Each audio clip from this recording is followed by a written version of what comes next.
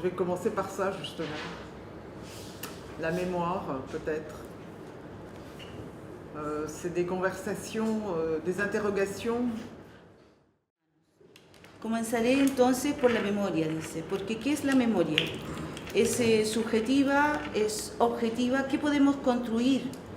Dice, un combate político a partir de la memoria. Dice, para construir o escribir una historia, a mi juicio no se puede hacer desde la memoria. La historia requiere de análisis políticos, de los hechos históricos, para poder construir un relato histórico. Y los estados, en ese sentido, seleccionan siempre los hechos históricos desde los cuales quieren que nosotros nos construyamos. Vengo yo, dice, desde una historia de la esclavitud, que no se menciona y que se silencia. Los gobiernos no dicen nada respecto de los pueblos colonizados y en este caso de los pueblos africanos colonizados, y sobre todo de las consecuencias que han tenido que pagar las personas que fueron objeto de estas colonizaciones. Entonces nos hacen un mundo donde existe la supremacía blanca, y un montón de gente ha quedado invisibilizada en esta memoria, que es entonces una memoria falsificada. Y por lo tanto, esto nos obliga a nosotros a construir una nueva narrativa para poder efectivamente emanciparnos y romper con la alienación, la enajenación, y hacer entonces, para mí, ese es el verdadero combate por la memoria. En fait, je vais revenir un peu sur la mémoire. Je vais prendre l'exemple du peuple mapuche. Le peuple mapuche habitait cette terre quand les colonisateurs sont arrivés. Entonces dice, bueno, un poco más sobre la memoria. Por ejemplo, dice, los mapuches habitaban aquí al momento que llegaron los colonizadores. Y sin embargo hoy día se rechaza al pueblo mapuche habitar en sus propias tierras ancestrales, con el discurso de que deben existir empresas salmoneras, forestales y otras. Se olvida en Chile que ellos estaban aquí y que esas tierras les pertenecen. Chile, como todos los estados, incluido el de Francia, ha adquirido esas tierras con sangre y con robo, con actos criminales. Y como todo acto criminal debe ser castigado. Y sin embargo, aquellos que reclaman la tierra son criminalizados y aquellos que la robaron y que se la apropiaron, que son los criminales, digamos, quiere decir que hay una, como da vuelta, ¿no?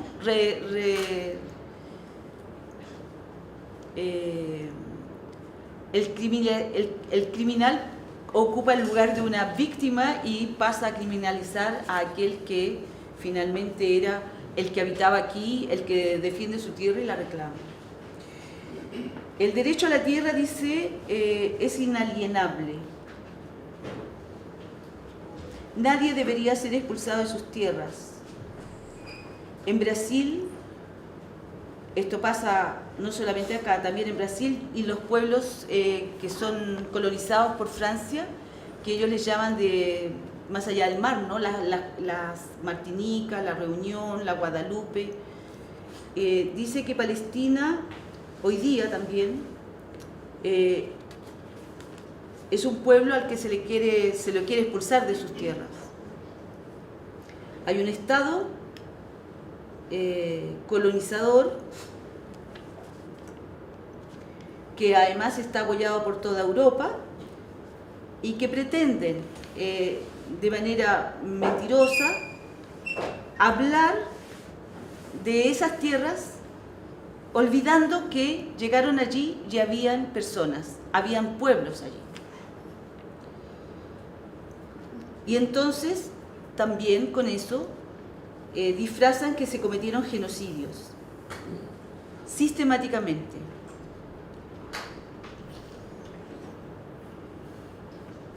la tierra sobre la que se instala Chile, y también, bueno, en Francia y habla de muchos otros países, fueron... Uy, no me entiendo la letra. Que fueron colonizados, dice, para mí ponen en cuestión el tema de la memoria, porque ellos simulan olvidar que habitan una tierra que en realidad nunca les perteneció. Y el derecho internacional, ¿de qué sirve? Dice, desde 1946, ¿no? Sí. Cuando finalmente hoy día se reivindican los estados dominantes y se reivindica la no restitución prácticamente de las tierras a quienes les ha pertenecido siempre. Da varios ejemplos, los mapuches, los bequeques, dijo, y otros. Ah non, les béquets, c'est les dominants.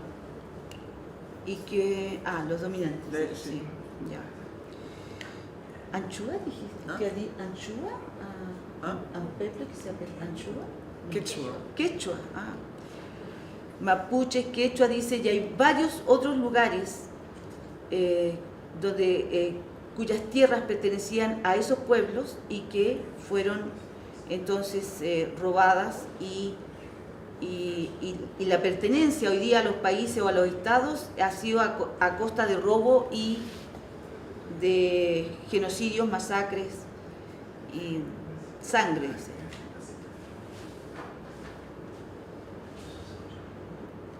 Entonces esta memoria está hecha sobre el robo y la muerte y el crimen. Après la mémoire des droits humains, donc en 1946, on a édicté une nouvelle déclaration universelle des droits de l'homme. Entonces, en segunda parte, después de hablar de la memoria, quisiera hablar de los derechos humanos. Primero hay que mencionar la nueva Declaración de Derechos Humanos, la de 1946, que se construye con dos modelos diferentes. Como primer modelo se construye con la Declaración Francesa de 1789 y la Declaración de Independencia de los Estados Unidos de 1777. O sea, hablo de eso porque es importante denotar que en ese periodo, esos dos modelos que usamos para la declaración actual, la de 1946, en esos dos países existe aún el esclavismo. Pero por lo tanto, en todas esas declaraciones, en todos esos diferentes modelos, el primer artículo habla de igualdad de derecho entre los hombres, Todos los hombres nacen libres e iguales. Sí, todos, etcétera, por que sea la raza o la religión, etcétera. Pero por lo tanto también hay esclavismo en el mismo sistema. ¿Verdad? Que en Francia desde entonces y hasta el día de hoy la raza es como un elemento que genera jerarquía. Hay una dominación del blanco sobre el negro. Y eso se ha constituido también con el apoyo y con con el apoyo de la Iglesia Católica. Se pueden acordar el tema de la discusión de Valladolid, no sé cómo se llama. De Valladolid, La claro, donde se decía que los indios no tenían alma y que entonces podían ser pueblos esclavos. Entonces, esa nueva declaración se construye con un modelo que tiene ya un biasis. ¿Biasis se dice? Diezmado. Diezmado. Claro, que tiene un déficit, sí. Claro. Entonces, si pensamos en una experiencia científica que tiene ¿cómo era la palabra? Elementos que son erróneos en el fondo, si partimos con un modelo que es erróneo, entonces el resultado de esa experiencia científica también va a ser erróneo, ¿cierto? Y es lo que pasa con la declaración actual de los derechos humanos, que parte con modelos que son erróneos, entonces el resultado actual también es erróneo. Que es erróneo en el fondo, ¿no? Erróneo, sí, perdón. Hablo mejor francés que español. No, pero yo te ayudo, En esa declaración de los derechos humanos, por lo tanto, se deja de lado a los negros, los indios, los indígenas, los árabes, etc. También. Sí, espera, ahí viene. Después viene. Ya está. O sea, por decir que la declaración de 1946 fue escrita por los blancos para los blancos, que los árabes, las mujeres, los pobres, etcétera, quedaron fuera de esa declaración. Y dice entonces que los cuestiona, que hoy día se cuestionan, ¿no? Y los cuestiona no porque no sean respetados, sino porque finalmente está hecho para una parte del mundo. Eso. Y también por eso dice que después hay una agregación. Se agrega a las mujeres, se agrega a los niños, se agrega a los viejos y todo. Ahí estaba. Que, por ejemplo, lo que está pasando hoy día con Palestina demuestra también que el derecho fundamental a la vida no es respetado, o sea, no es respetado en el mundo en el cual estamos viviendo. Y que más allá, o sea, no solo el derecho más fundamental como el derecho a la vida, pero también los otros derechos como el derecho al trabajo, el derecho a la educación, el derecho a la salud ya no son operantes, no sé si se dice eso, así como efectivos. No son efectivos. Y se han transformado no en derecho de la humanidad en su globalidad, pero en derecho que le pertenece solo a los ricos. Como el derecho a la vida, el derecho a la salud, el derecho a la educación, ya no son derechos de la humanidad, pero son derechos que le pertenecen a los ricos. Sí, ahí lo que dijo también es que, yo agregaría, es que en el derecho a la vida dice que también el sistema se da maña para dar vuelta a las cosas. Palestina, ¿no es cierto?, hay un genocidio en estos momentos y ella estaba planteando de que eso prácticamente no le molesta a nadie. Y cuando el sistema se amaña para dar vuelta a las cosas, dice, bueno, y la policía, por ejemplo, en esa lógica, ¿no?, puede atentar contra el derecho a la vida porque puede hacer golpes, puede disparar, puede tomar detenidos, pero si alguien hace eso contra ellos, termina, digamos, siendo un terrorista. De ahí es el parangón con Palestina. Sí, incluso que por defender la vida de la policía se les da el derecho a matar. Exacto. Que es lo que está pasando también en Palestina e Israel, así como les da el derecho a matar a los palestinos en propósito a defender la vida de los israelitas. Entonces dice, bueno, y ahí en Palestina se produce una agresión prácticamente de manera exponencial, dice, esta agresión ha sido hecha. Y que hoy día entonces los derechos son inefectivos. Que no sirven para regular los estados de fuerza en el caso de esta guerra, por ejemplo. Y que no son efectivos.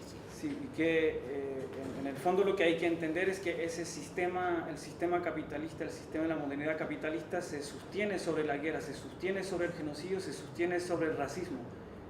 Y por lo tanto, esa declaración de derechos humanos nunca tuvo como el fin de respetar esas cosas, ¿cierto? Pero así como que siempre fue parte del propio sistema de mantener eso, digamos, y por eso es inefectivo. Y dice entonces que todo esto hace que el derecho internacional no sea más un derecho, finalmente, y que hacen entonces de las guerras unas guerras sin fin. Sí, que el derecho internacional está hoy en día como cuestionado. Como enfermo, pero no es porque la esencia del derecho internacional fuera como que es malo o que está enfermo, pero sino que el propio sistema lo volvió inoperante, lo volvió inefectivo. Sí. Y que cada persona que dentro de ese esquema, cada persona que reivindica sus derechos, que se resiste al sistema, es tratado de terrorista. Por lo tanto, no tiene derecho a nada por ser terrorista. Y ahí entonces habla un poco de la revuelta social del 2019 acá y también de lo que pasa hoy día en Palestina y de cuando se hace, digamos, se habla sobre lo antisemita, en realidad cuando no es ese el tema, ¿no? Y plantea entonces que, por ejemplo, en Francia, sobre la palabra intifada, que significa sublevación, el jefe de la policía en París plantea que esta es una palabra que convoca a la guerra y por lo tanto podrían ser detenidas todas las personas que llamen al ejercicio de esta guerra o de esta guerrilla, ¿no? Solo la palabra intifada. Sí, que son acusados de apología del terrorismo por usar la palabra intifada. Exactamente. Es como revuelta acá. Claro, la revuelta acá, bueno, los delincuentes, recuerden. Sí, sí, eso, como que eran terroristas los cabros que tiraban piedras. Y que hoy en día los derechos que nos quedan más o menos, el derecho de expresión y el derecho de pensar. Pero eso hoy en día, de hecho, eso como el ejemplo que estábamos poniendo delante, justamente demuestra que también esos derechos están debilitados y también están atacados. O sea, que ya no se puede pensar como uno quiere y ya no se puede expresar como uno quiere. Bueno, y ahí plantea que hubo 2 herramientas o 2 cartas que ella rescata que hay una palabra que no le gusta, que es la inclusividad, pero dice que fueron hechas más por pueblos, como la carta del reino de Malí, ¿sí?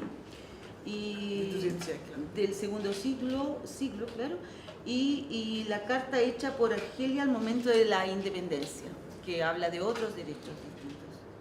Que ponerlo como que poner otro ejemplo de derechos humanos, de otra visión, y que cuando lo comparamos con la actual carta, ahí se ve como la diferencia desde cuando viene desde el pueblo y cuando viene desde el poder.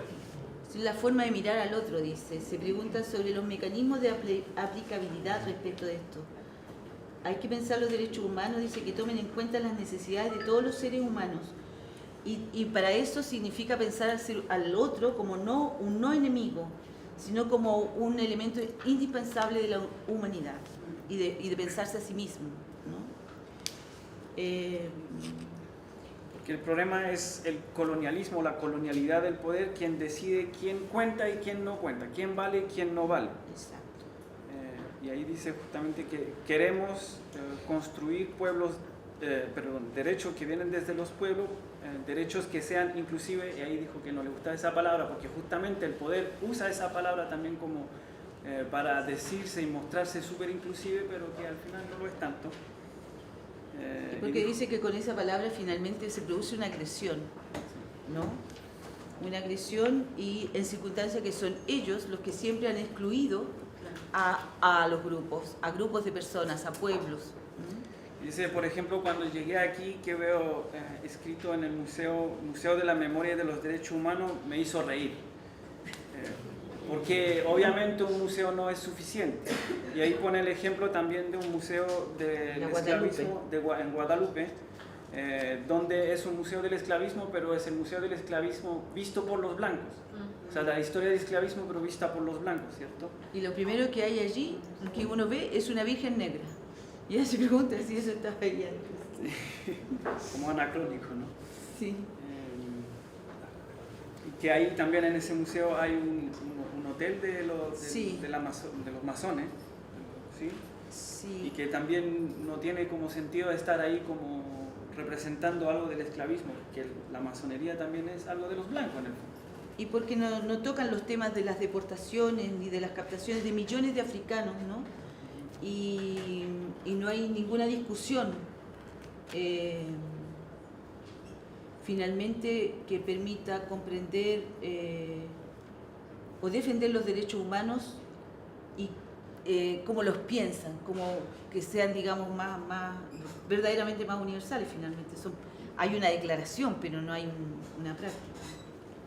Y ahí pone el ejemplo de la violación de los derechos humanos por racismo estructural, dice, porque las sociedades tienen de las naciones, después de la sociedad de las naciones, existe un racismo estructural, institucional, y que luego de 40 años de vigencia de esta Declaración Universal, ¿cuántos ¿Cuántos actos contra el racismo hemos visto que la situación sigue igual y permanece igual? ¿Por qué se considera finalmente que hay una parte de la humanidad que no tiene derechos?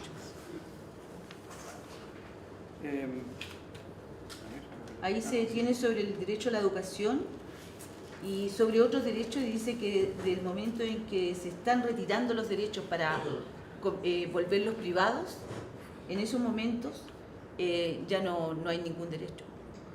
Así como que, no hay derecho a educación, salud si hay que pagarla. Que ponía el ejemplo en Francia, por ejemplo, justamente el derecho a la salud que fue en Francia, Adquirido. o sea, que fue adquirido, que fue gratis por mucho rato, que hoy en día se está devolviendo a la privatización, se está devolviendo a la economía, y lo que se devuelve a la economía se lo saca del derecho, en el fondo. Entonces se hace la pregunta de qué tenemos que hacer para defender los derechos, o sea, lo que es adquirido y conquistar más derechos. ¿Qué es lo que tenemos que hacer fundamentalmente? Y entonces dice que la única lucha que podemos hacer por los derechos humanos es realmente poniendo en el centro un combate colectivo decolonial. Je dirais pas, juste pour terminer, pour conclure, je ne dis pas qu'il ne faut pas de droits humains, qu'on se comprenne bien. No digo que no estoy diciendo que no tengamos derechos humanos, quiero que nos comprendamos bien. Mais les droits humains sont ceux des humains. Pero los derechos humanos son de los humanos. Donc c'est à eux, c'est au peuple de décider et pas à ceux qui décident pour nous. Entonces es a los pueblos a decidir sus derechos y no a aquellos que deciden por nosotros. Et pareil pour le droit international, il n'est pas fait pour faciliter la vie de la communauté internationale qui se trouve à l'ONU. Igual para el derecho internacional, que no tiene que tener esencia como para facilitar la vida de la comunidad internacional que se encuentra en la ONU. Il est fait pour réguler les rapports de force. Que está hecho para regular las relaciones de las fuerza. relaciones de fuerza. Et donc, si ce droit tel qu'il se fait à l'heure actuelle, ça ne régule pas les rapports de force, donc c'est à nous aussi d'exiger que ces rapports de force soient régulés de façon à ce que des génocides ne se commettent pas.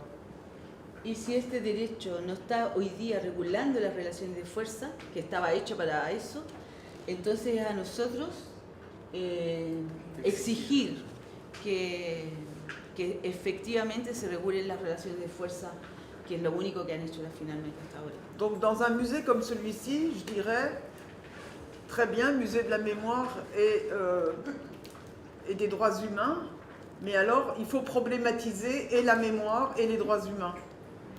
Entonces en un museo como este, que es de la memoria y de los derechos humanos, muy bien, pero entonces el papel de ese museo debería ser de problematizar esas temáticas, la memoria y los derechos humanos.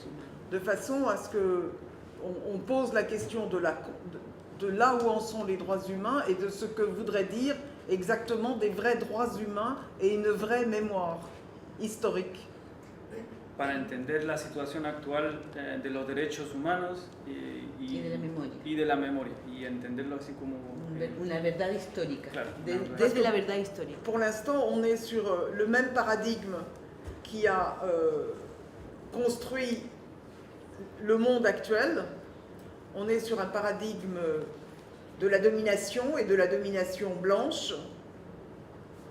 Porque ahora seguimos con el mismo paradigma que ha constituido el mundo actual, la modernidad actual, que es un paradigma de la dominación blanca. Donc ils ne font que répéter toutes les formes de colonisation, toutes les formes de domination. Depuis 1492, ils répètent la même chose. C'est un cycle. Y que cíclicamente repiten la misma cosa, que finalmente es la reproducción de la dominación y de la colonización. Oui, je m'arrête. Donc si on veut véritablement problématiser les droits humains, il faut arrêter ce paradigme de la domination, changer de paradigme où l'humain est au centre. Donc c'est pour ça que je parle de position décoloniale, combative et collective.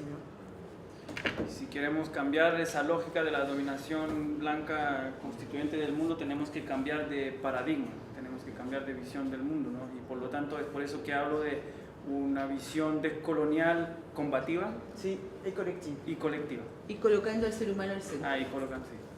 Merci. Wow.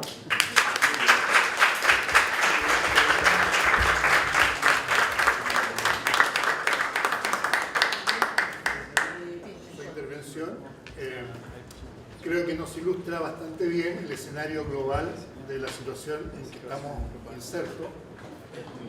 Claramente hay una situación de inequidades y de desigualdades históricas, y en donde el protagonista principal, que son los pueblos organizados, no están siendo los principales protagonistas en dirigir, digamos, estos procesos. Y aunque estamos en ese proceso de construcción y de generar fuerzas y encaminarnos a generar esos cambios.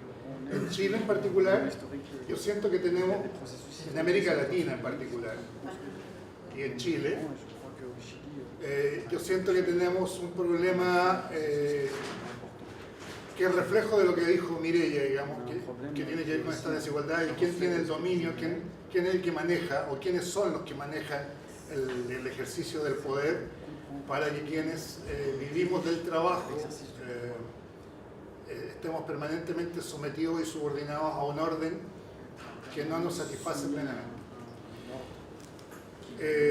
Y claro, en América Latina tenemos una situación similar a eso, o sea, estamos viviendo hoy día un retroceso en el escenario político y en el campo de las ideas también, en donde los riesgos que tenemos a consolidar un sistema de esclavitud mucho más, con mucho más precariedad y mucho más limitaciones que los que tenemos hoy día, está ahí a la vuelta de la esquina.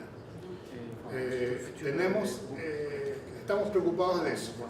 Y en Chile en particular, luego de 5 años del estallido social, nos hemos dado cuenta que las oligarquías y los sectores en el poder están cada día más avanzando y tratando de consolidar espacios que ponen límites a la participación social, que ponen límites al ejercicio de los derechos humanos propiamente tal, y más allá de eso comienza a criminalizar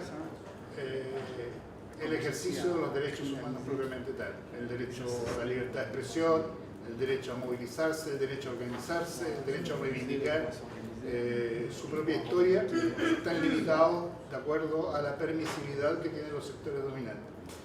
Y entonces, y en estos últimos 5 años, este proceso de agudización o de avance que han tenido los sectores más conservadores y más reaccionarios, nos encontramos con la paradoja de que hay un movimiento social y popular cada día más fragmentado. O sea, tenemos mucho menos posibilidades de actuar conjuntamente hoy día porque hemos dejado que el terreno sea dominado por estos sectores. De alguna manera, nosotros hemos querido hoy día plantearnos no solamente la actividad porque está Mireia, sino que también en la perspectiva de poner el pie en la puerta, de evitar que esta puerta se nos cierre, o sea, de poder abrirnos la oportunidad de retomar el camino del protagonismo social y popular. Nosotros hemos tenido alguna experiencia en el ámbito de los derechos humanos de hace mucho tiempo atrás, en tiempo de la dictadura, en donde fuimos capaces de articular bajo el paradigma de los derechos humanos a un pueblo entero.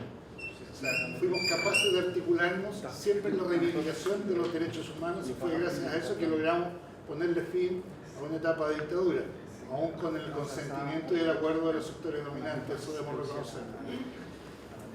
Pero pudimos y tuvimos la oportunidad de construir un mundo, o sea, un espacio distinto y que se nos frustró y nos volvieron a frustrar y después del estallido social se nos vuelve a frustrar porque todavía no hemos aprendido la lección de que cuando los ratones quieren gobernar tienen que elegir ratones y no tienen que elegir gatos.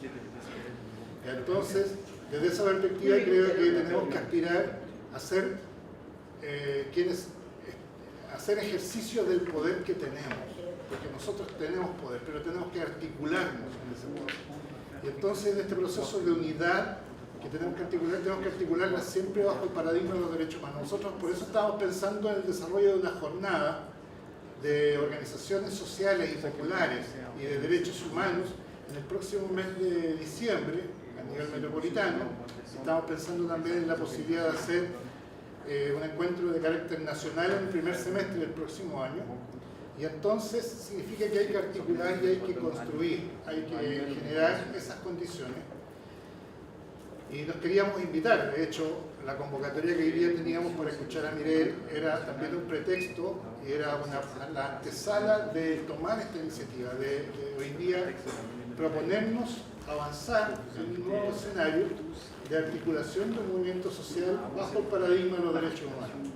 Tenemos mucho que hacer en ese plano, porque el movimiento de derechos humanos propiamente tal, entendido como los derechos humanos de las víctimas de la dictadura, las víctimas de la represión, el término derechos civiles y políticos fundamentalmente, está súper fragmentado, tiene muchas dificultades para articularse unitariamente y es un camino que tenemos que hacer. Yo creo que con el concurso de los movimientos sociales y organizaciones que estén en la misma parada de articularse desde la perspectiva de los derechos económicos, sociales, culturales, ambientales y de los derechos que hoy día se llaman los derechos emergentes, seamos capaces de articular una fuerza que posibilite avanzar en construir un movimiento de derechos humanos mucho más amplio, más integrador, más autónomo.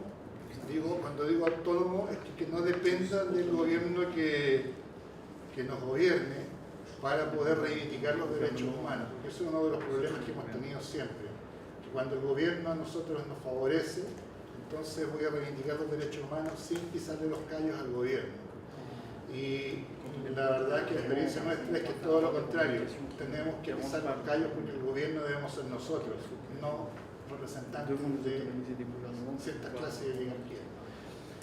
Entonces yo lo que quería proponer, o sea, hoy día estaba súper desesperado y dije, si nos fuera ahora no vamos a alcanzar a decir ninguna cosa, ponernos de acuerdo en algo.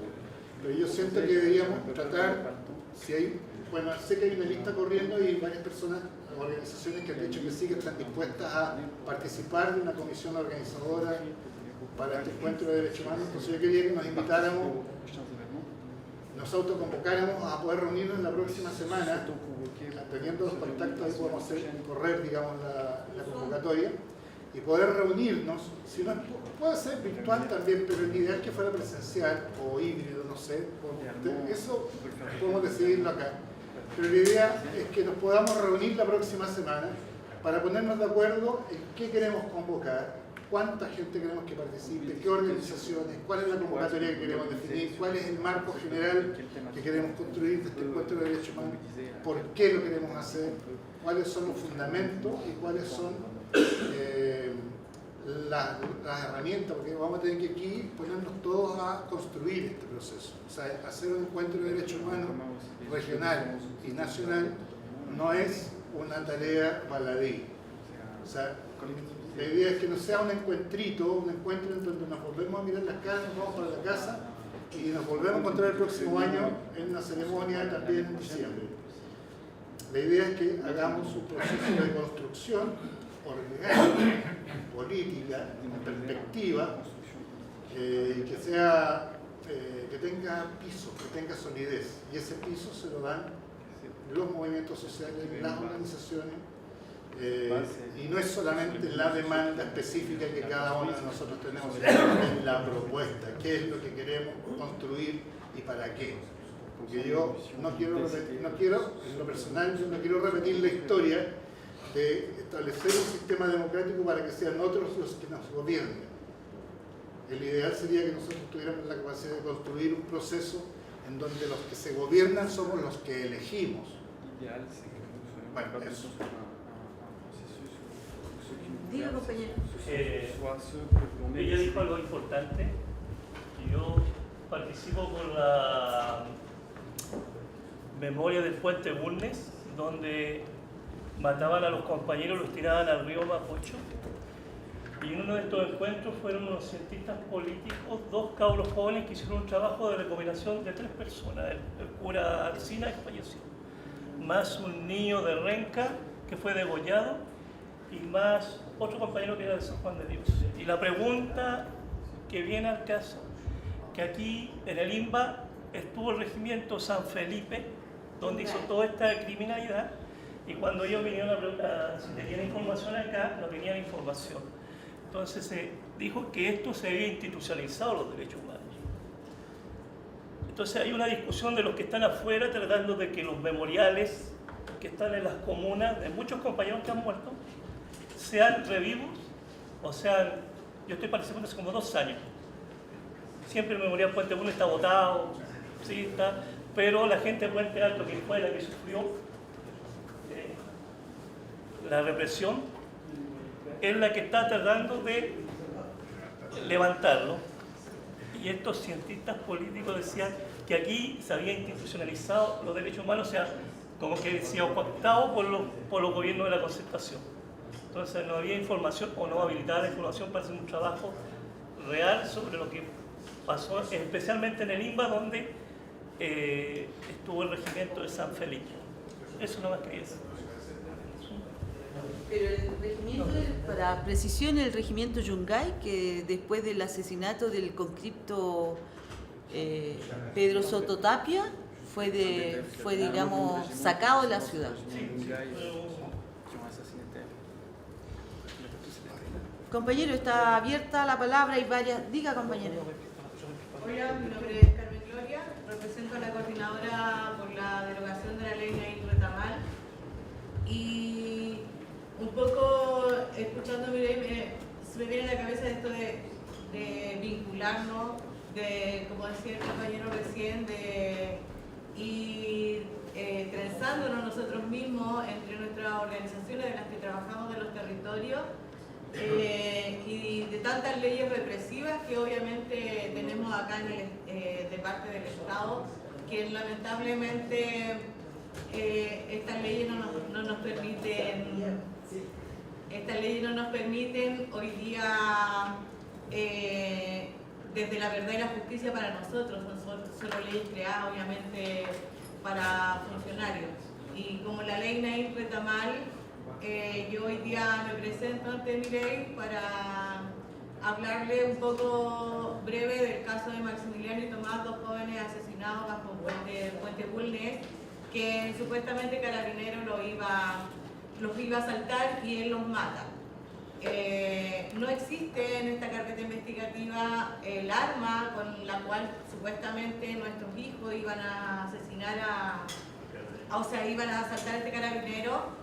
Pero este carabinero además dispara por el costado a Tomás y a Maximiliano, mi hijo, por la espalda, no habiendo así, a simple vista nuestra, de todos que nos pueden escuchar, no existe la legítima defensa. Hoy nos quiere cerrar el caso, la semana pasada estuvimos ahí, nos dieron una prórroga para un mes más, para el 12, y invito, la verdad que por eso es que estoy hoy día, es como para que también entre las organizaciones y en las situaciones, así como los presos políticos, los presos de Gualmapu, y todos vamos entrelazándonos uno a otro, que también yo estoy aquí para pedir ese apoyo de la comunidad, de los territorios, de las organizaciones, para que puedan ser parte de lo que estamos trabajando en la coordinadora por la ley Nain Retamal, y además también para que nos puedan apoyar en lo que se viene ahora el 12 de noviembre. La ley Nain Retamal al 15 de junio ya lleva 21 muertos. 1 año o 2 meses y ya lleva 21 muertos que lamentablemente nosotros como familia no tenemos derecho a defendernos. De hecho, cuando yo llamo me dice, pero ¿para qué tú vas a hacer esto si tu imputado está muerto? Entonces te queda ahí como, perdón, soy su mamá. Entonces, y quisiera dejarle, obviamente, a Mireille le voy a dejar como un poco la información de lo que es el caso, que ya lo habíamos comentado un poco, todo el trabajo que se ha hecho desde la coordinadora y la campaña del cierre de la causa del asesinato de Maximiliano y Tomás, donde también nosotros vamos a trabajar el jueves 7 de noviembre en un encuentro educativo para impulsar una campaña en los liceos de concientización con nuestros jóvenes. Bien. Así que gracias.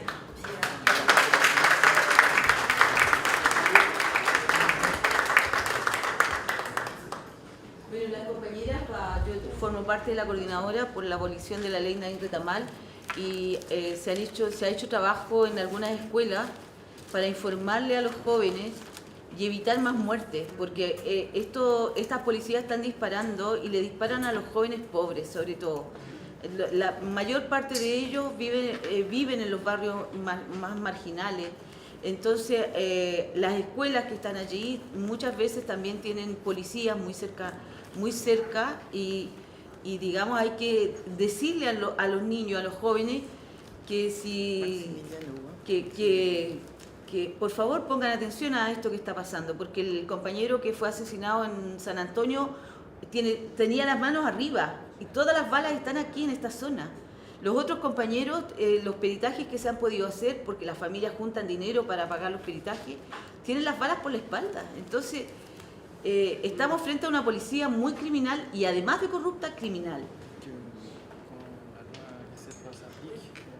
¿Sí? Sí, es que soy Gabriela Cruz, soy reportera y documentalista de derechos humanos. Y es que me parece súper bien que haya convocatorias como para rearmarnos, ¿no? Pero creo que no hay que perder el foco justamente de lo que habla Mariel, que es qué significa la colonización también, ¿ya? De que también nosotros desde dónde vamos a organizarnos o hacia dónde y cómo, hacia las experiencias populares que también tienen que retroalimentar y no ser colonizadas nuevamente, porque si hay un detalle no menor del estallido, es que empezó desde abajo, ¿no es cierto? Y vinieron los partidos y vinieron los sectores organizados que tenían experiencia política y colonizaron esta idea acéfala, ¿no?, que está en la calle. Y no hubo una experiencia en el momento, ¿no? Yo creo que hoy día recién se está como analizando del respeto que debiera de haber tanto a las comunidades originarias, desde cualquier tema de derechos humanos, desde feminismo, de lo que sea, desde entender a dónde nos ponemos y desde cómo absorbemos experiencias de ellos, cómo aprendemos de ellos, para luego recién poder hacer algo colectivo. Porque cuando a mí me dicen hoy día algo colectivo, se me hace siempre que viene con una idea media colonizante, ya sea de nuestras estructuras políticas, de nuestra cultura, y somos abigarrados, como dice Silvia Rivera Cusicanqui, somos una mezcla mestiza, y tenemos que aprender a vivir con ello y con todas nuestras experiencias variadas. Entonces también en el libro que escribió el padre de... ¿Cuál? La sociología de la revolución, como el más conocido, ¿no? Se aprenden las experiencias de un pueblo, que también sirve mucho para reorganizarnos hoy día, porque también nos tiramos mucho para abajo y decimos, pero nuestro pueblo no está educado, pero nuestro pueblo viene del neoliberalismo, como que estamos sin nada. Y ese libro a mí me sirvió mucho para reencantarme. ¿Por qué? Porque también era un pueblo absolutamente religioso, machista y un montón de cosas. Y no fue sino la revolución y la misma instancia, la praxis del empirismo mismo, lo que permitió que las mujeres tuvieran relevancia, que tuvieran importancia, que fueran reconocidas a sí mismos. La religiosidad quedó en segundo plano y se dio una pelea importante. Se rearmó y se reeducó el pueblo a sí mismo, como experiencia. Entonces creo que nunca estamos vacíos. Siempre tenemos que tener el vaso medio vacío, pero no estamos vacíos. Estamos llenos de experiencia y creo que el estallido fue una gran experiencia. Sucedió, lo cual ya es tremendo. Y creo que también tenemos que tomarnos de ahí para rearmar cualquier cosa. Y hay que entender y estudiar muy bien lo que es el colonialismo y la decolonización, profundamente, para que cuando hablemos entendamos con respeto a dónde queremos y cómo queremos enfrentarnos a los grupos. Yo soy pobladora y estoy harta de esa colonialidad de ir a querer imponerle a los pobladores, incluso desde la izquierda peyorativa del facho pobre, que la doña Florín de la cuestión, y todos estos términos que le ponen a los pobladores, que son hoy día más de derecha, por así decir, pero en realidad son huérfanos políticos.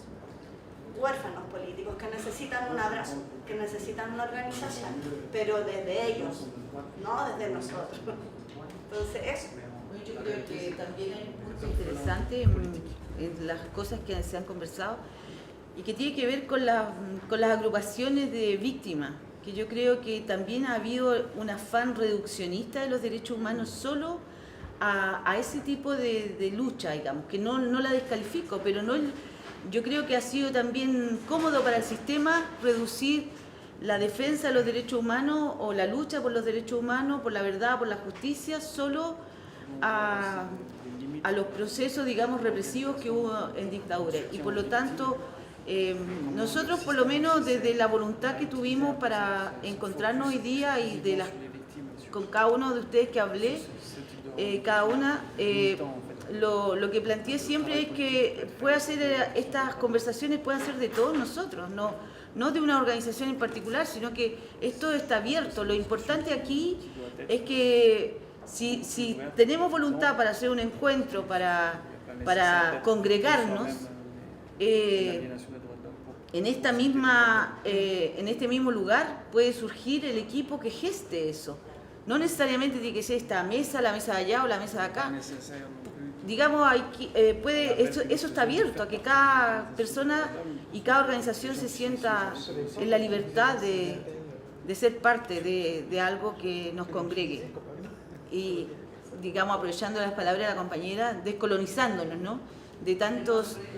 Exactamente, sacándonos tanto prejuicio y tantas cosas que a veces, tanta negación que también repetimos, ¿no? A propósito del negacionismo, que también lo hacemos entre nosotros. A veces entre nosotros nos omitimos, nos ignoramos, nosotros mismos nos hacemos, ¿no es cierto?, esas reverencias irreverentes. Perdón. ¿Tú querías hablar? La Lucía después. Gracias.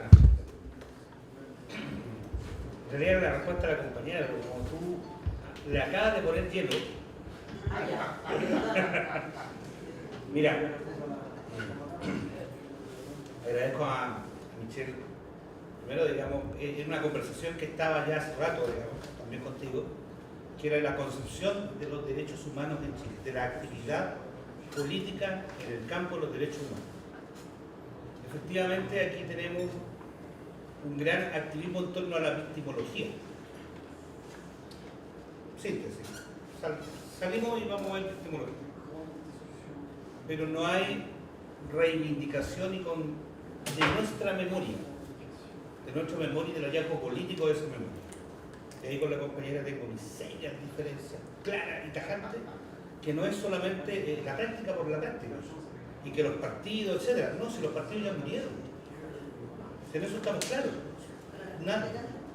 Pero las prácticas no. Las prácticas no.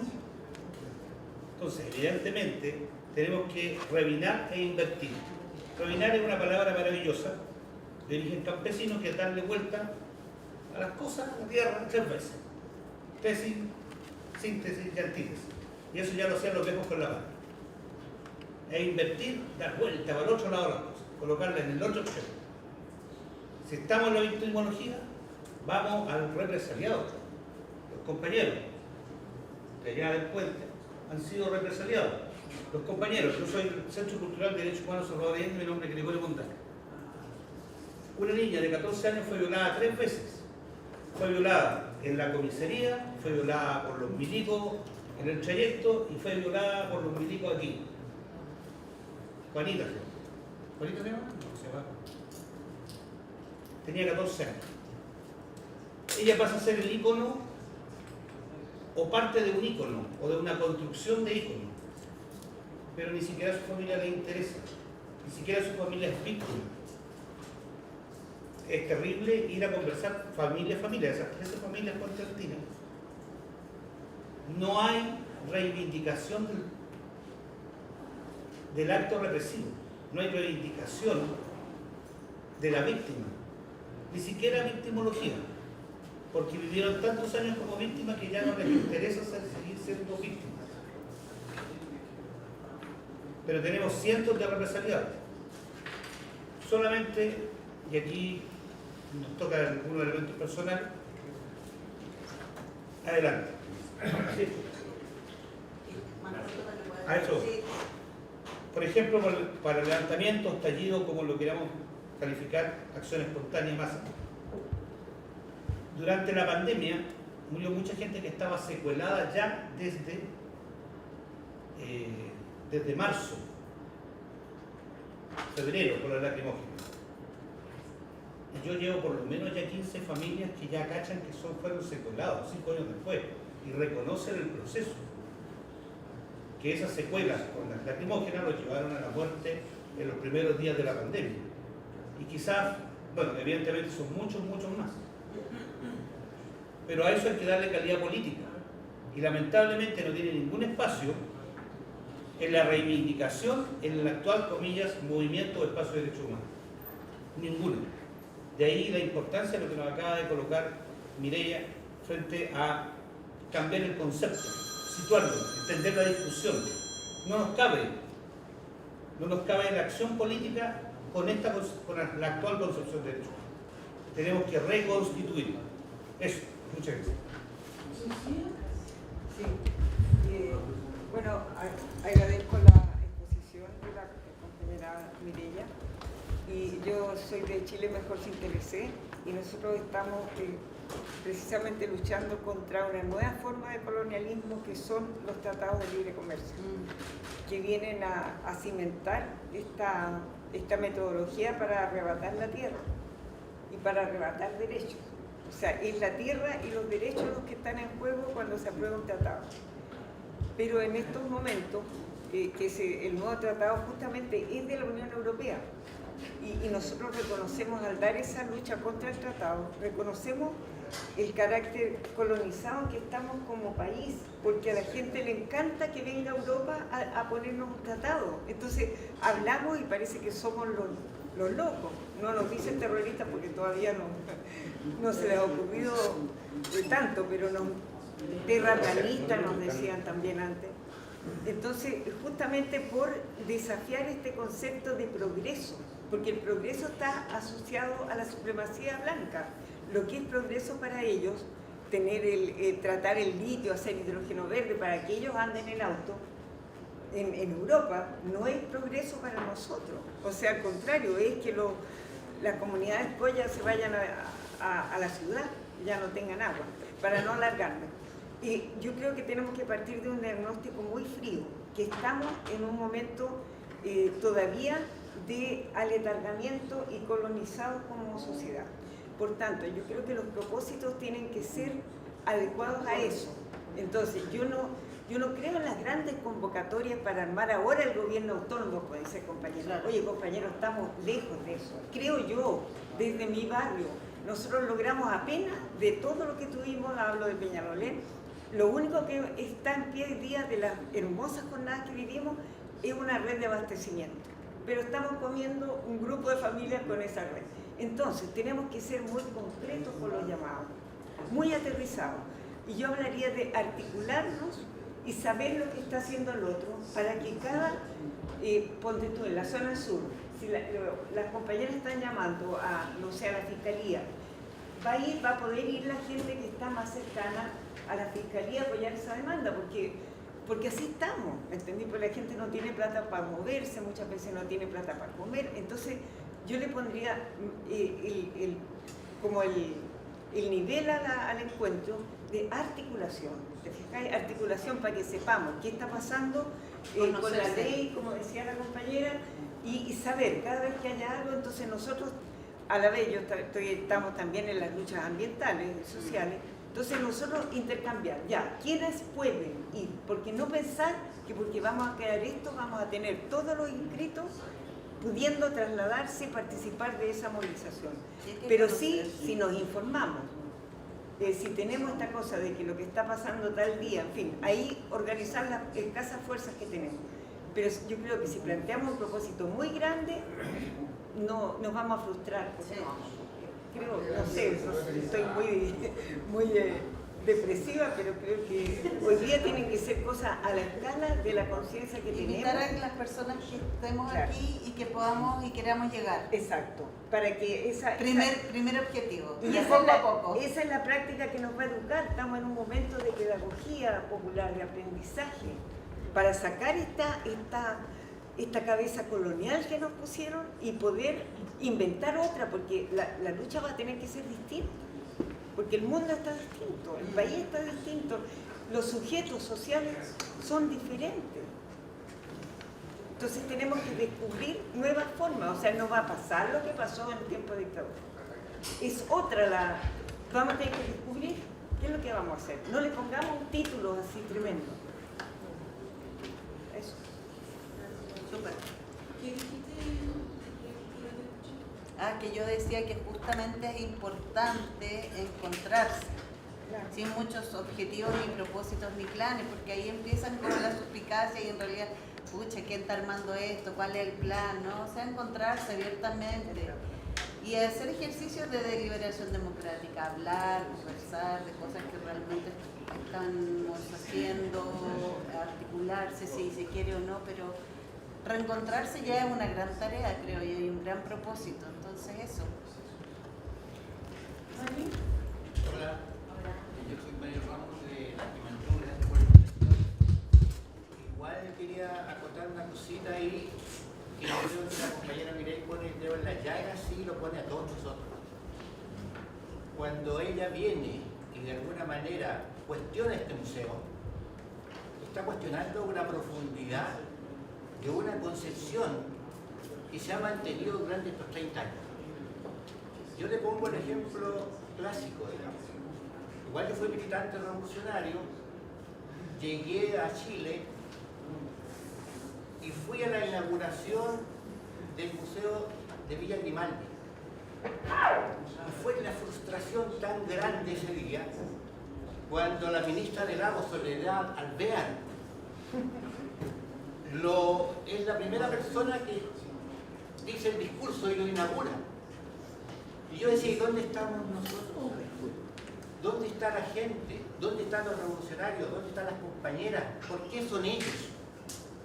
Y salieron ahí Ominami, y salió Gonzalo Marner, y salieron todos los socialdemócratas, neoliberalistas, hay que decirle. ¿No es cierto? Felices. Y yo por una amargura tan grande, ¿no es cierto?, que me la tragué.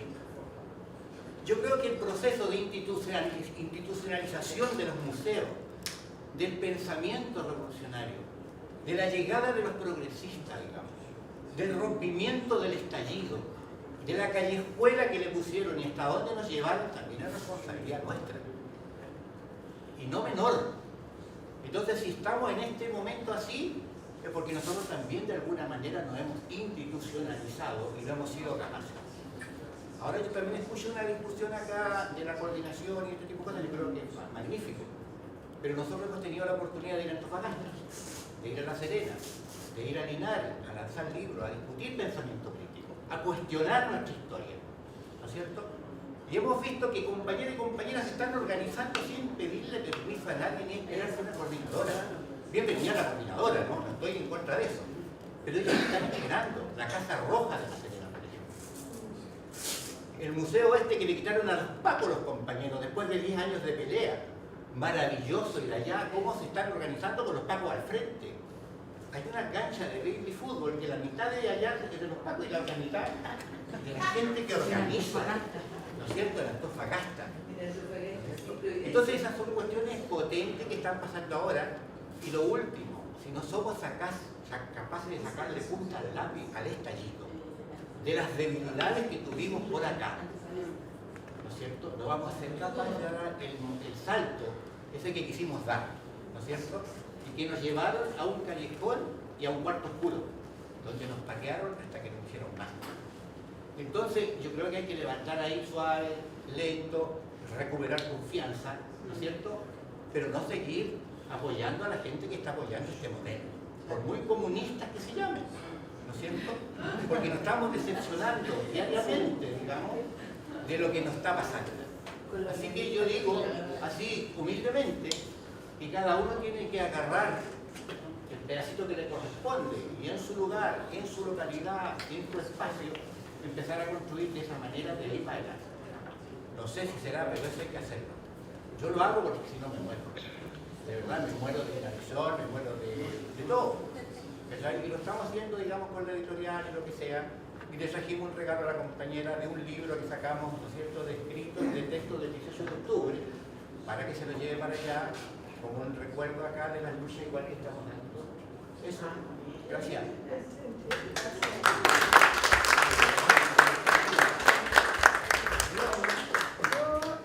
Soy Patricia Barrianto, de la revista El Topo.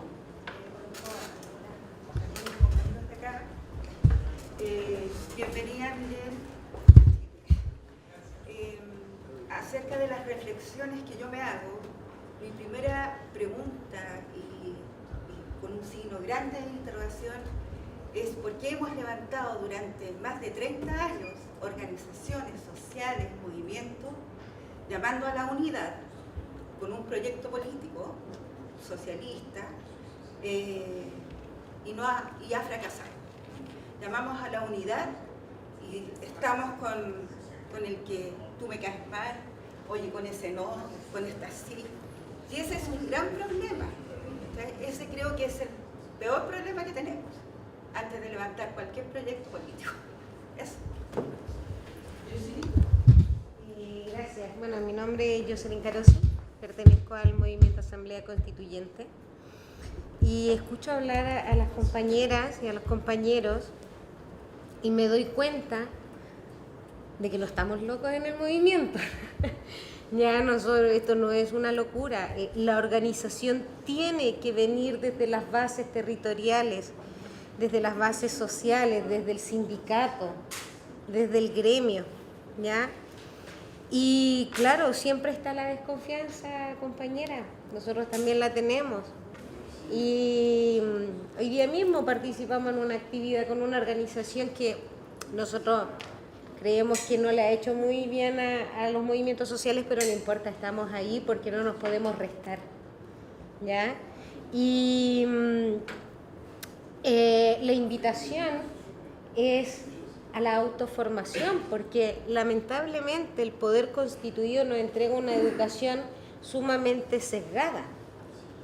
Imagínense, yo tengo 43 años y no tuve educación cívica.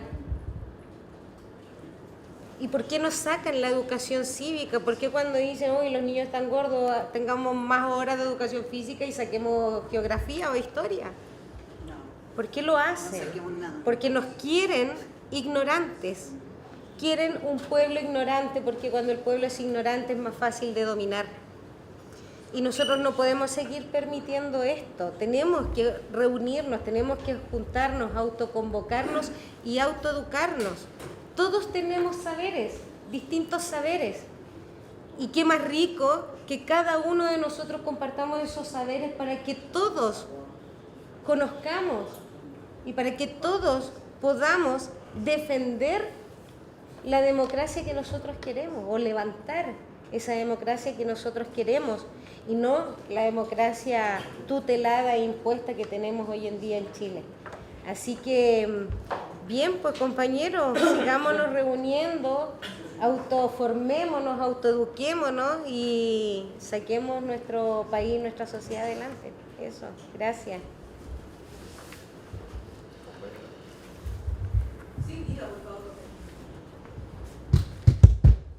Buenas tardes a todas y a todos. Bienvenida, compañera Mireille.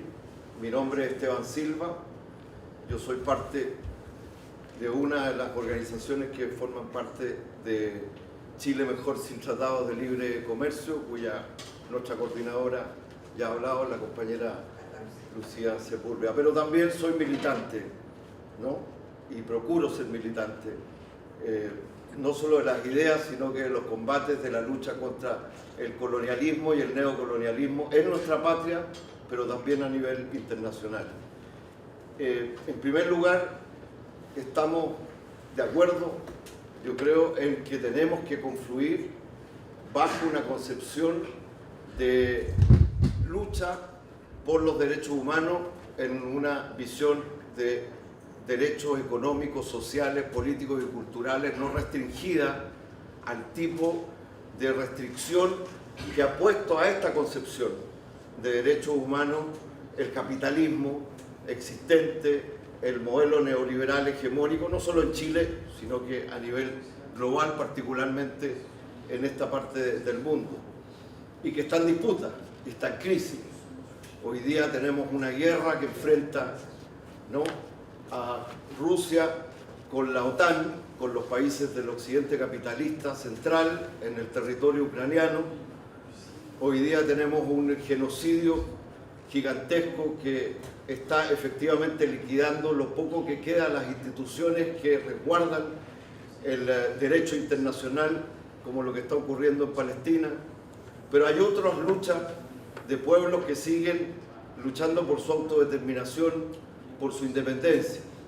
Aquí mismo en América Latina, no solo en Chile, tenemos el Gualmapu, la tierra de la nación mapuche militarizada, con un Estado habitado por una visión central y hegemónica que no ha sido capaz de enfrentar y encarar un problema estructural y de fondo que vive la nación mapuche y que tiene que ver con nuestra propia construcción de nación.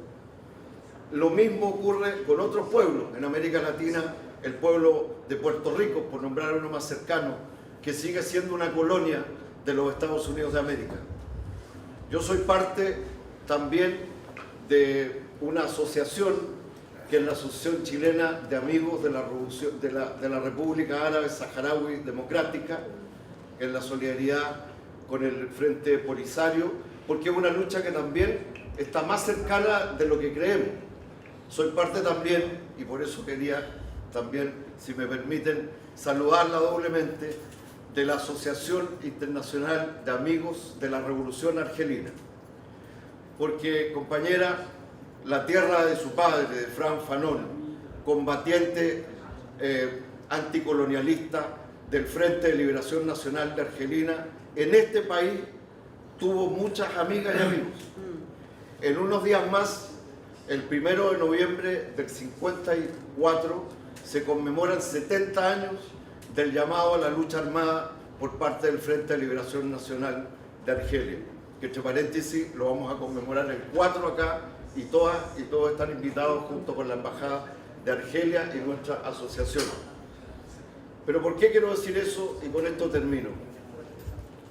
Porque cuando se hace el llamado a la lucha armada que desencadena la revolución anticolonialista más importante probablemente en el ámbito de los pueblos del sur, que tuvo un efecto muy fuerte en la lucha por la descolonización de nuestros pueblos, unos meses después en Chile se constituye el Comité Chileno por la Autodeterminación de Argelia, que lo presidía un parlamentario chileno de origen sirio, cuyo hermano menor, muchos años después, no tanto, fue designado el primer embajador de Chile en Argelia por el presidente Salvador Allende.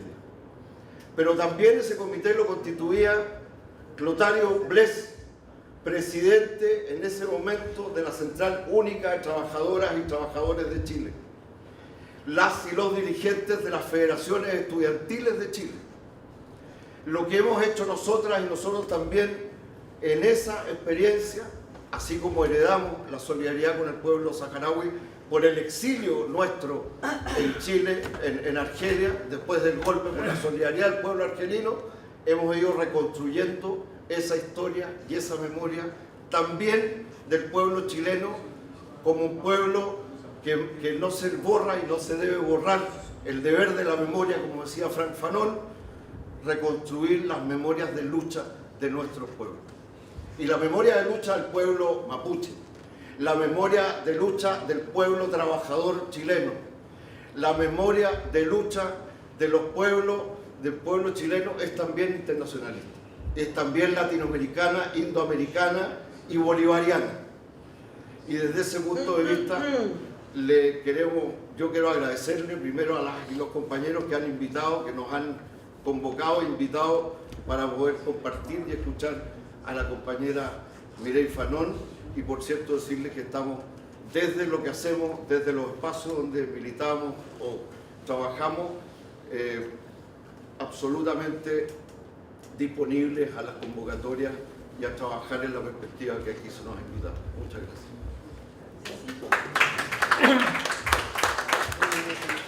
Yo quiero rescatar un par de cosas de lo que teníamos hablando.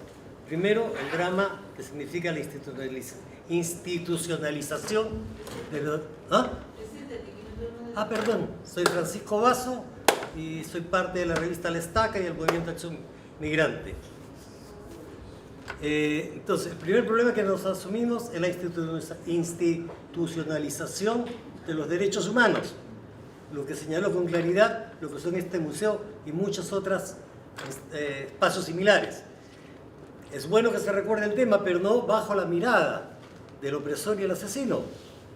Tenemos que reconstruir esa memoria y volver al tema de la historia.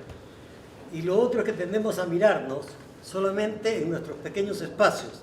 Yo creo que uno de los fracasos en la revuelta fue que cada uno iba con su bandera, más allá que todos levantaron la bandera mapuche, pero no teníamos un proyecto país, no teníamos un proyecto en común con el cual enfrentar al enemigo. Y obviamente el desgaste y los tiempos nos fueron golpeando hasta lograr aplastar.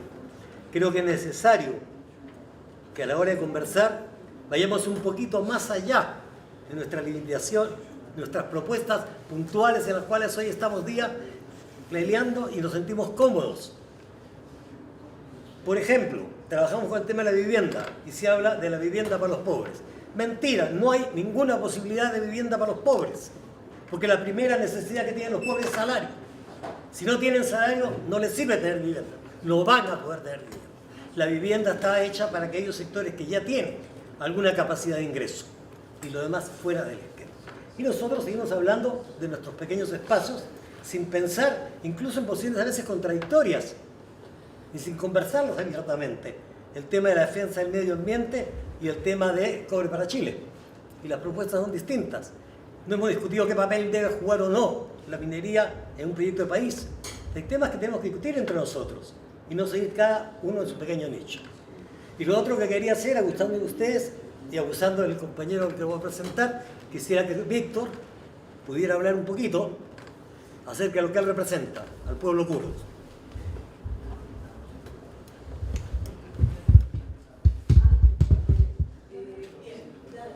Y cerramos porque son las 5. Cortito, yo hago parte del Movimiento de Acción Migrante también, y para ser breve, me parece importantísimo que acá estamos hablando justamente de cómo nos descolonizamos, cómo nos sacamos ese capitalismo que tenemos en la cabeza, y tenemos que ir a la fuente de la historia. Y la primera parte que habló Mireille, y que se agradece, fue de racismo.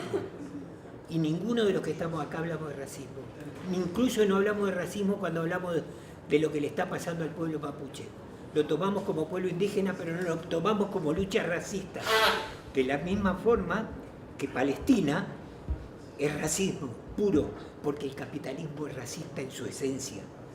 Entonces, en nuestras luchas incorporemos eso, porque nos va a hacer bien, porque tenemos que borrar la historia del capitalismo acá, que a los europeos lo traían, lo querían porque iba a mejorar la raza. Y cuando uno escucha eso de los capitalistas de esa época, le da vergüenza el concepto que tienen de su propio pueblo y de lo que ellos eran como criollos también.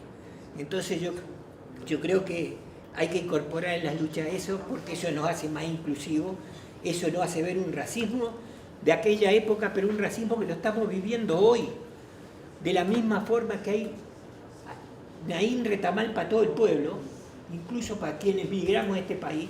También hay una cantidad de leyes, Naín Retamal específica para la migración, que nos está haciendo volver los esclavos nuevos de esta época. ¿Por qué? Porque acá hay bandas delictuales y todo lo demás. Entonces, por favor, compañeros, yo sé que no se habla de este tipo de cosas, pero hablemosla. Hablemosla, porque en eso se nos va la vida a todos. Porque no podemos ser anticapitalistas sino ser antirracistas. Tengámoslo claro. Gracias.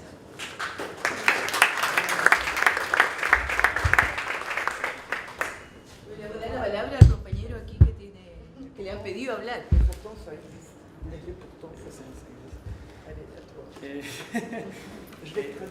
Ya. Yo me llamo Víctor, como dijo el compañero, represento al movimiento kurdo acá en Latinoamérica, acá en Chile en particular.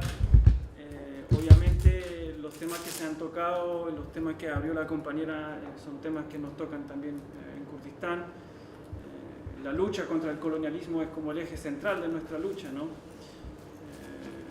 En ese sentido, quisiera compartir a lo mejor un poquito de la experiencia del pueblo kurdo acá, porque no tenemos horas para hablar de lo que es Kurdistán o de lo que es el movimiento kurdo, pero claramente nuestro movimiento revolucionario, la revolución que hemos dado en Kurdistán y los territorios que hemos liberado del colonialismo europeo, del colonialismo turco, del colonialismo sirio, del imperialismo norteamericano, que es el mismo que se vive acá, es un movimiento popular, un movimiento de poder popular que se construyó desde las bases. Es un movimiento popular que se construyó desde las bases con una lideranza ideológica. Y esa lideranza ideológica fue a buscar su fuerza interior, dentro de su propia ancestralidad. Claramente que se puso en discusión con también la ideología europea y los pensamientos mundiales de los movimientos de liberación nacional que se han dado, como en Argelia, como en Cuba, como en Vietnam, pero fundamentalmente hemos entendido la esencia del pueblo kurdo, la esencia de Kurdistán, y con esa fuerza ancestral hemos constituido un movimiento revolucionario de liberación, ¿cierto? Y en ese sentido, en ese proceso, hemos entendido algo que es fundamental. Yo creo que cuando hablamos de colonialismo, cuando hablamos de racismo, cuando hablamos del capitalismo, es de entender que no se trata de lucha de pueblo contra pueblos. Se trata de una lucha de un Estado, o sea, de Estados contra pueblos. Porque el problema mapuche en Chile no es un problema de los chilenos contra los mapuches, es un problema del Estado chileno contra los mapuches. ¿Cierto? Y hemos entendido en ese proceso también que cada pueblo que se dota de un Estado se vuelve colonialista. Que cada pueblo que asume un Estado-nación, y eso lo comprueba toda la historia moderna de los Estados-nación, se vuelve colonialista. Como el pueblo chileno fue colonizado por los españoles, hemos tenido nuestro Estado-nación acá en Chile y nos hemos vuelto coloniales. Pero eso es fundamental, yo creo, la experiencia kurda en ese sentido, porque ahí es el eje central de la construcción del movimiento revolucionario. Hoy día en Kurdistán los territorios liberados no se dotaron de un Estado y por lo tanto alcanzan a romper con esas dinámicas coloniales que han puesto Mesopotamia en particular a fuego y a sangre por siglos. Y hoy en día se construye una paz en medio de una guerra. Y ese es el territorio liberado por el movimiento kurdo, pero que no solo es kurdo, porque hay armenios, hay árabes, hay asirios, hay chilenos que van para allá también. Entonces, yo quería nomás compartir a lo mejor esa esencia, digamos, para que les pueda servir, y obviamente agradecerle a todos por estar aquí, y a Mireille.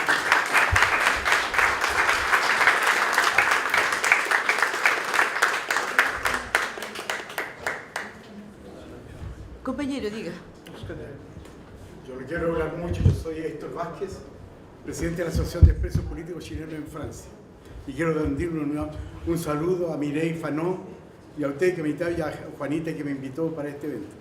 Creo que nosotros, en nuestra labor también de información en Francia, y un poco como sido con Lucía, que también tenemos que tratar de denunciar donde se hacen los tratados, y en Francia, y eso lo estamos haciendo con el diputado Rodrigo Arenas, que está haciendo las mismas cosas para denunciar que son lo único que trae pobreza a los pueblos cuando se hacen tratados. Y en ese sentido lo único que podemos ofrecerle nosotros desde allá, el problema de difundir para todos lados, por todos los medios, y a la población francesa donde trabajamos, estar con el apoyo y contar con nuestro apoyo. Eso lo hace.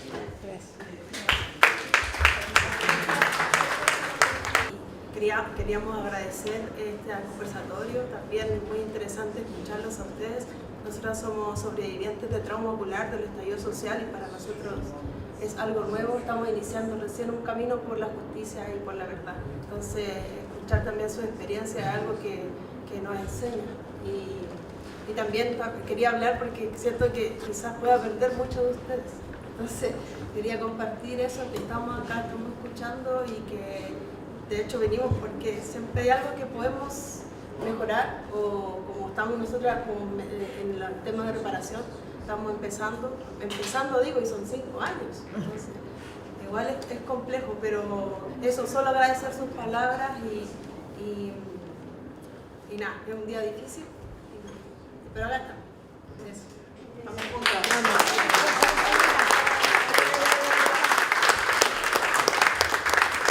Ha sido interesante encontrarnos. Me parece que, bueno, Lucía propone partir poco a poco, tal vez articulaciones.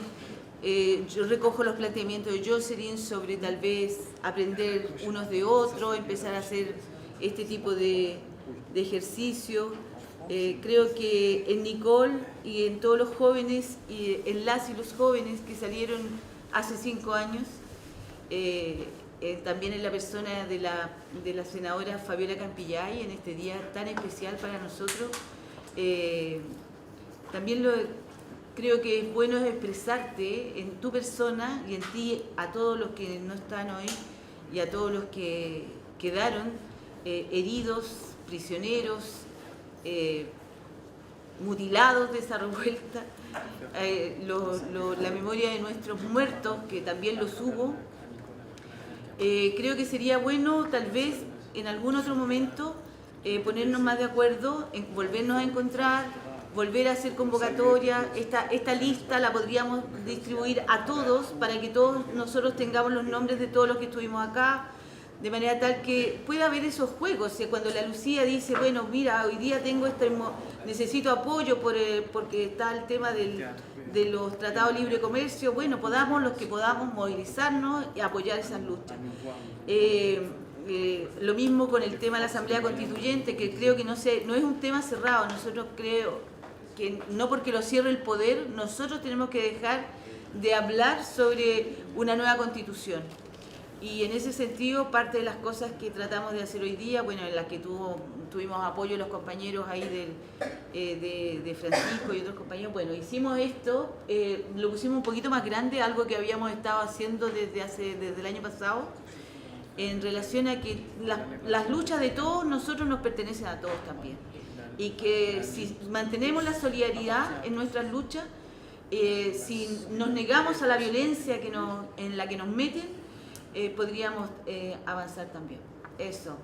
Hay un cafecito, hay un té, hay un café. Y Mireia quiere decir algo. ¿Sí? Je voudrais juste dire, d'abord je vous remercie de cet échange extrêmement...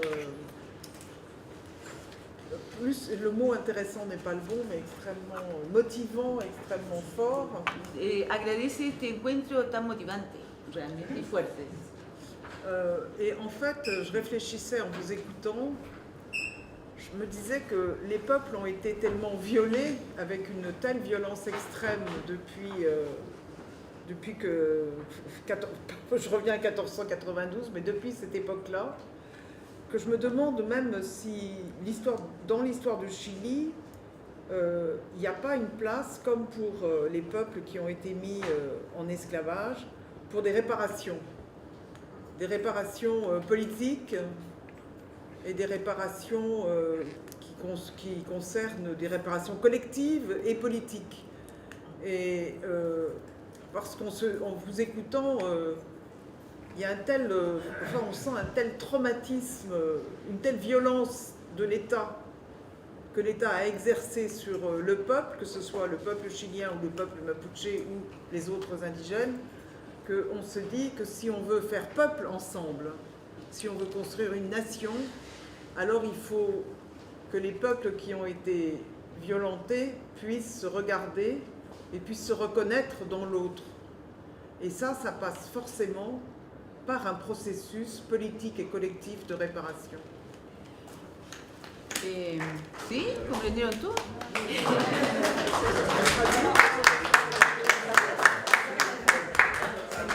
Nos estaba escuchando, se estaba preguntando el tema de las reparaciones, ¿no? Que igual es un tema importante y así como volviendo a 1492 también, así pensando en la historia del colonialismo tan brutal, ese colonialismo que ha violado tantos pueblos en el mundo y que ha dejado tantos pueblos como heridos en su esencia, y que entonces para que los pueblos puedan construir la paz, puedan construir la democracia juntos y juntas, ¿no?